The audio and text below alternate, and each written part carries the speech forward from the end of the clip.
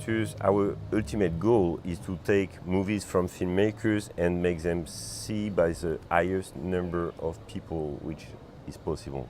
So if it has to be seen onto as many devices as possible, that's fine, because this is the idea. The idea has always been the essence of our job is transmission, which is the key. So, of course, we have all grown up with this kind of slightly sacralized theatrical experience, which is fine, and it still exists and will continue to exist. But the future belongs to kids which are growing up with a different approach. They don't care where they see something. They just want to see it as quickly as possible. But they go to theaters also, which will ever be the best theatrical, the best collective experience. You know, if you're dealing with a Star Wars, perhaps the revenue maximizing opportunity to give it a certain exclusive theatrical window, but it doesn't apply to 90% plus of the independent world.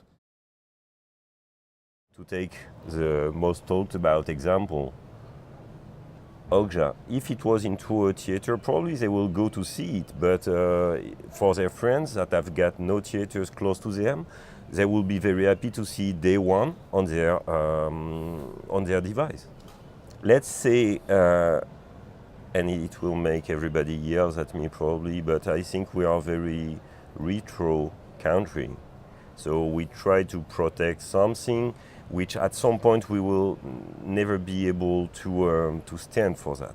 So this is how you create piracy, because those rules are too old-fashioned and doesn't take into account what will be the main audience for movies in the future. As you know, Mubi is here in Cannes, buying all rights of films in UK and US, just like Netflix and Amazon.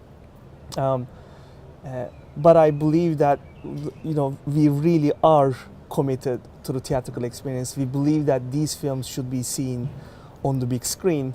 There are a lot of films that would validate a very significant investment that is required to make a wide theatrical release. And there are some films that won't. I mean, but it would still have a very meaningful amount of audience. Today, those films are not yet picked up by traditional distributors because of the fixed cost of releasing them.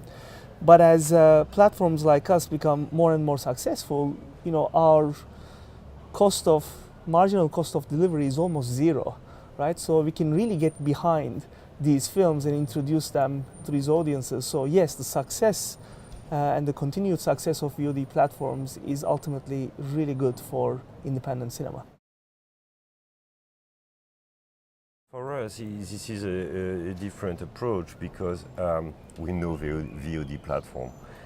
So I think in the future our job as distributor must evolve into being co-production and being involved into the process of creating movies together with filmmakers. We can't do nothing about globalization. So it's in March.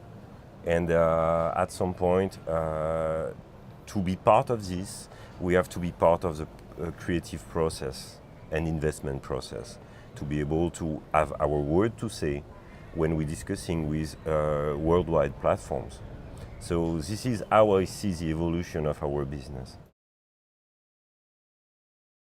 I think as the consumer experience shifts, business models are going to follow. These very long holdback periods is a very antiquated way of looking at distribution. It perhaps maximizes the revenue that a film generates on theatrical, on the box office, but it certainly doesn't maximize the revenue that film would generate if it was available day and date or a much smaller window right after theatrical on all platforms. And there is no empirical evidence that anybody can articulate that it cannibalizes the theatrical revenue. No matter what we say, the consumers are going to, you know, with their experience, with their wallets, are going to force the industry to continue to close these windows as quickly as possible. Netflix has got no share into my company, of course. But what they are starting to create, even if I think their model can be much improved, they are creating a space of freedom for a lot of filmmakers I've worked with in the past and which are very happy with the experience. The only thing they are complaining about is why can't we have a small theatrical release everywhere to make our movies available day one on every possible places. If TV couldn't kill the cinematic experience, your TV at home, I mean, 50 years ago people were talking about how it's going to be the end of cinema. Yeah, if TV couldn't kill it, I don't think anything can. So people talked about this when DVD came out, and DVD became, the highest revenue generator. And now VoD is going to become stronger and stronger, and it's actually going to generate very significant revenues for the industry. So yeah, I think VoD is here to stay, and it's just going to continue getting stronger.